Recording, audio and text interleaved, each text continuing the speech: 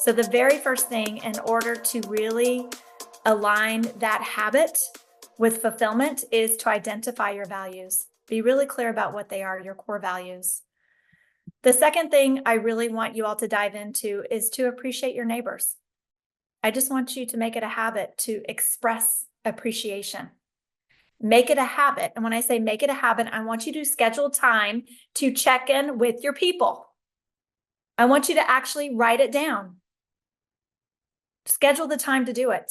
And not just when they pop up in your mind. If they're popping up in your mind, that's by the way, a huge universal sign that you absolutely need to check in with those people. But I want you to go ahead and schedule time to check in with your people. And then that's just take it and be really mindful, because expression of gratitude and prioritizing a connection naturally creates fulfillment. How good do you feel? Like when you just reach out to someone and go, hey, what's going on? There's not an ask. It's just, I'm just checking on you. What can I do for you? What's going on in your life? Like, doesn't it just feels good. And so relationships are one of the first things that really allow you to let go and really re-engage in fulfillment, especially when you're feeling stressed. So when I have a very stressful day, the number one thing I want to do is just really to reconnect with people and see what's going on with them. So then habit number 2 is just to appreciate your neighbors and make it a habit to express appreciation. The third, y'all are going to struggle on this a little bit because I see you, is I want you to water your own grass. If you want green grass, if you want your lawn to be gorgeous, to be fertilized, to be ready to go, you need to water it. You need to stop spending so much time looking at other people's lawn. What's going on with their lawn? Their lawn sure is green. What are they doing to fertilize it? What kind of seeds are they putting in? What are all these things? You have got to stop comparing yourself to everyone else and spend more of your time, more of your money, more of your resources on you. Because comparison is the thief of time, joy, and fulfillment. And this goes back a little bit to dopamine hits, which you all know that I'm huge on, right? So dopamine hits, meaning that you're constantly looking for the next hit in your real estate business. You want to get the next listing. You want to get the buyer under contract. You want them in the multiple offers. Like it's just hit, hit, hit, hit. But when you're constantly focused on, wow, I just thought they got one under contract. Or if you're pulling numbers of other people all the time, if you're going on social media and you're just always trying to compare yourself to other people, you're spending a lot more time focusing on their lawn than you are on yours. That means that is time you're not spending on really taking care of yourself, your business, your people. Because again, comparison is the thief of time, joy, and fulfillment. So please take time to water your own lawn. When you see, we truly naturally compare ourselves to others. So my 10-year-old came to me and he was at a football game this past Saturday. He's not, I'm going to say this quiet because I'm at my house. He's not quite as fast as the other boys, but man, he's got tenacity, right? He gets it done. And he was spending so much time focused on, I'm not running as fast as them. I can't do this as fast as them. And I said, son, what are you good at? What are you good at? Man, that kid can pivot, right? He's a little bit smaller, so he's very quick to pivot in certain plays. And I said, I want you to focus on that. Instead of trying to run all the way down the field with the 4 other boys who absolutely beat you every single time, maybe you just do 5 yards, maybe you do 7 yards and you pivot and you're right there. Every time, man, that kid had 3 touchdowns this past Saturday because he started focusing on himself and not comparing himself to everybody else. Take yourself out of the race of everybody else. The race is yours to win. For sure. Habit number 4 is I really want you to find some expression of purpose outside of you, outside of your business. So purpose is something that you bring to the world, right? It's about creating meaning in your life by giving something to the world at large. It's different from passion. We're all very passionate about certain things. Passion's what brings you energy, what brings you joy. I guarantee when Jordan crossed that finish line of this 70 miles, whatever, something crazy you just said, Jordan. It was insane, right? That brought her, I would assume, because it brought me energy and joy, because she's very passionate about what she did. But then there's purpose. Purpose is something that you bring to the world. Passion's for you, purpose is for the world. So I want you to break out your journal. I want you to ask yourself, when you've helped people in a way that feels deep to you and connected to you to something greater, I want you to really write down that moment in your life where you have felt the most fulfilled and how you can bring more of that. What is it? What purpose do you bring to other people that when you do it, you're like, that is purpose. That brings me purpose. What is that purpose? Because when you continue to try to find that expression of purpose outside of your home, it is naturally going to feed your passion, by the way. That's a little secret. But when you try to do the other way around, it's a little more difficult. Say I'm going that to stop last thing there for a again, second. Chanel. That was worth repeating. Say that again, that last part. Sure. When you really focus on your purpose, it will naturally bring you passion. But the little secret is if you are only focusing on your passion, the passion's only for you. So truly, I heard this and it really struck me that millionaires serve thousands, billionaires serve millions. So the more you serve, I'm not talking about financially. When I say serve, yes, I put it in a concept of money, but the more people you serve, the more passion you're going to feel. The more passion you're going to feel. And so really be intentional about what your purpose is. And not on this call, but the next call, I'm going to go into creating your skill set in a way that you're just going to knock it out of the park. Because once you have purpose, you need a skill set to really take that purpose and do something with it. The fifth habit is I want you to really high five yourself in the mirror. And I know that sounds ridiculous, but it's really about how are you treating yourself? This is what I want you to ask. I want you to be really honest with yourself about this. You know, your deepest desire is to be seen, it's to be accepted, it's to be loved for who you are. So it's really crucial that when you look in the mirror every morning, that you see a person who's worthy of living, that you see a person who's living with integrity, that you see a person who's really directing your time, your energy towards your meaningful pursuits, toward your core values. Because that means that you understand and you fully know that you're capable of making a difference in the world. But it has to start with you. You can't continue to look at everybody else to essentially fill up your cup. You have got to fill your cup up first so you can fill the cup up of everybody else. Is that resonating with you all? Does that make sense to you all? Like if you don't start with yourself and you don't fill your cup up, then how are you going to be able to fill anybody else's cup up? I think that that is so huge. So I'm just going to step back for a second and tell you a little bit about the week that I had. So I had an opportunity come to me and it involved other people. And so I have two mentors actually, who are incredibly important to me. And so I had to go through my own personal process of how is this impacting me? How's it impacting my team? How's it impacting my business? How's it impacting my family? What does it look like for me?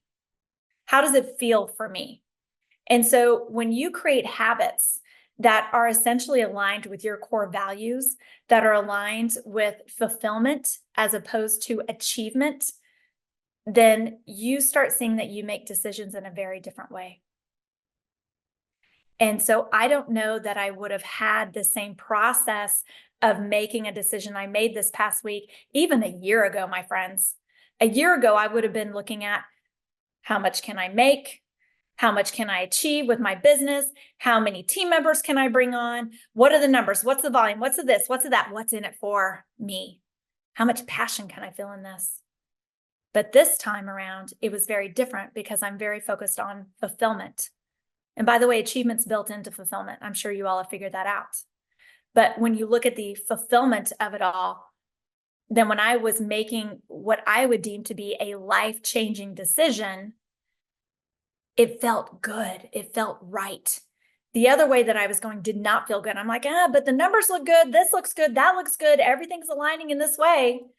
And so when I hopped in with my mentors, they said, I want you, number one, to take out every single person whom you think are going to judge you based on the decision you make. Take them out. What's your decision now?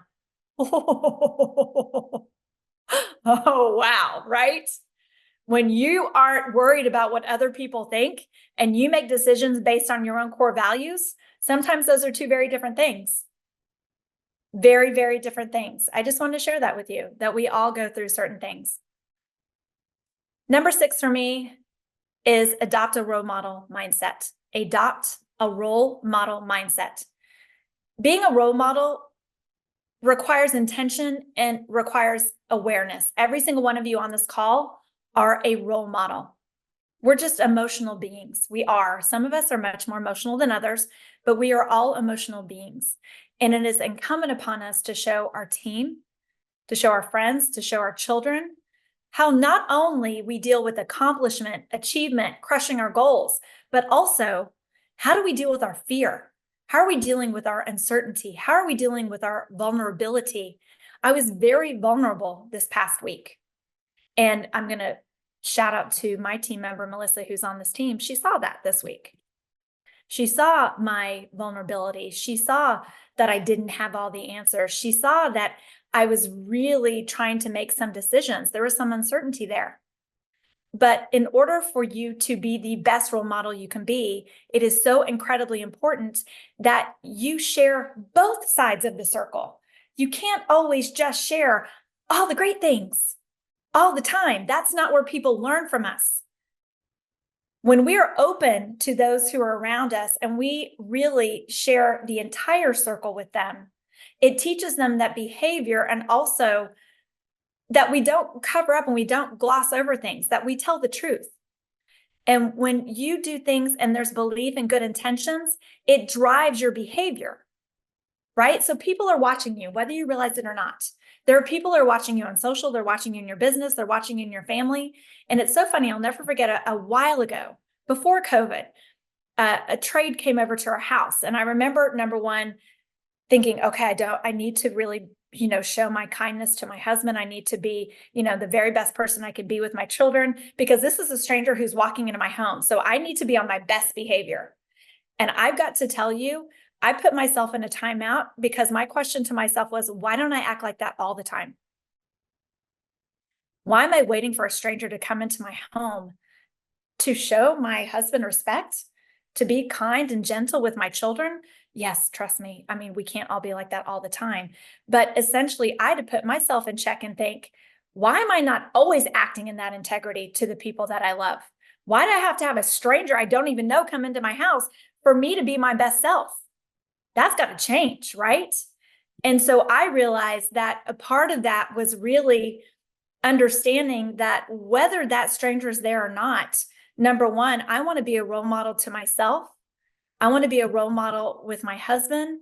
I want to be a role model with my kids. I want to be a role model with my team members, with you on this call today. But that doesn't mean that everything's going to be sugar all the time. I want you all to know that there are real times of vulnerability. There are real times of just not fully understanding or grasping where I am. But that is what makes you a role model. And I want you to really embrace that. Number 7, and I'm really big on this, is I really, really, really want you to optimize your health and your wellness, because there is no difference between health and wellness. They're one. And positive spirit comes from health. So it's really interesting to me, and I'm a huge Brendon Bouchard follower, and if you all are not, I highly recommend that you dive into high performance habits and a lot of things that he has. But he did one of the largest worldwide studies of high performance individuals. He did it in 190 countries over a certain amount of time, because he was trying to understand, how do high performers generate energy? That was the question. That was what the entire case was about. And the best example that he came up with that I will never forget is that we are all like a power plant. So a power plant doesn't just have energy. It transforms and transmits energy. So this is just like us. We literally are taking negativity, we're taking fear, we're taking scarcity, taking that feeling of being overwhelmed. And so the question is, are we just allowing it to sit there within us? Or are we transferring or transmitting it into energy in a different way, right? So we don't just have energy, we generate energy. And the energy that we generate is the choice, which all goes back to, some of it, our health and our wellness. Are you getting deep sleep? Not just sleep, my friends. Are you getting deep sleep? Meaning, are you choosing to really disconnect from your phone 2 to 3 hours before you go to bed? Are you choosing to disconnect from work during a certain amount of time before bed? Are you, I like to say, brain dumping at night? So number one, celebrating all the beautiful things that happened that day, but also really acknowledging, number one, and then letting go the crap that happened that day. Like when I tell you this past week, I'm just like dump, dump, dump, dump, dump, dump, dump, because it was not serving me to go into that next day, but I had to acknowledge it at the same time. So your wellness is so important, and you're not going to get that deep sleep unless you allow yourself the ability to really bring it all up, put it down, and let it go.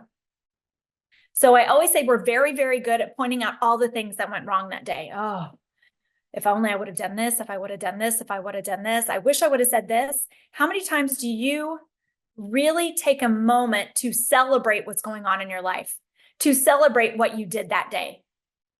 And I'm not saying something huge, my friends. It doesn't have to be something huge. You know what? I decided to walk around the block today. I made my child a priority today. I made a choice to journal today. I made a choice to take my supplements today. These are small but very strong incremental things that you are doing to better yourself as a human being. And the more you celebrate those things, the more you create natural, conditioned habits to do them over and over and over again. But we are so quick to go to the negative. And let me tell you, y'all are really good at this. You're feeling down in the dumps about yourself. You're not loving what you're doing. You're not liking anything that's going on in your life. What do? Oh, let's get on social right now. Let's see how wonderful everybody else is doing, because everybody's really telling the truth on social, right? We see all the things that go on in their life. Hells to the no, we don't. We only see all the beautiful things going on in their life. So guess what happens? You're feeling totally not good about yourself. You feel like you just cannot, you're looking at somebody else's lawn, can't compete with what's going on. Then you decide to get on social. Oh, that's going to help. Don't pick up that phone, my friends. That's when you start celebrating the things in your life. I woke up today. I was able to serve today. I had food on my table today. I was able to serve today. I was able to give today. I was able to connect today. And then there are things that happened huge. Jordan, I hope that you absolutely celebrated the hell of what you did when you crossed that finish line, because it just wasn't that result. It was you made a conscious decision for weeks before then as a family for you to reach that goal. That is something to celebrate. Yeah, 8 months. Not even weeks, 8 months, right? I love it. So I want you to go back to health and wellness. Be very mindful about what's going into your body. If you eat like crap, you feel like crap. I don't know why this is like such shocking news to people, but it is. I don't know why I don't feel good. Chanel will tell me, let's go through your diet yesterday. Yesterday's not a great day. Can we do the day before? Like if you eat like that, you feel like that. And I'm not saying don't give yourselves treats every once in a while, but if you're expecting very high level performance from yourself, then you got to treat your body like that. That's a fact. Nutrients. I've learned something. As I move toward a certain age, my body is not willing to do certain things that it was before. And so I've really had to align myself with people to ensure that I'm getting the supplements I need to perform at the level that I expected myself, right? I mean, that's so important. We have very high expectations for ourselves. So I think that that's huge. Any questions up to this point, friends? Here, I said I was going to talk the whole time, and I am. Austin, I know you have something to say. Come on, brother. Oh, I always do. Yeah, let's do this. You had 8 points. Can you tell me what number 5 was again? You want me to share it with you? Yeah, sure, of course. Yeah, just out loud. Number 5 is just high five yourself in the mirror.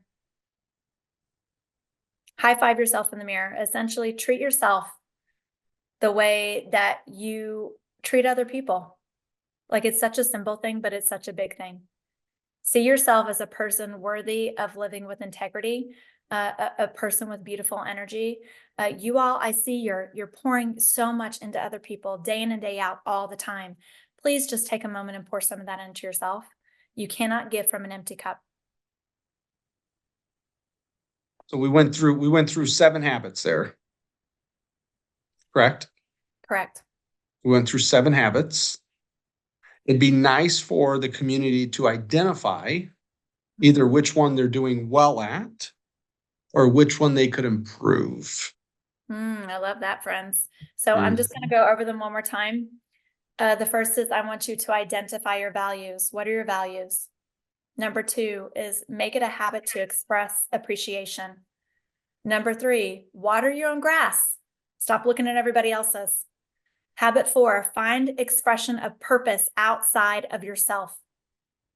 5 is high five yourself in the mirror. And 6, adopt a role model mindset. And then 7 is optimize your health and wellness.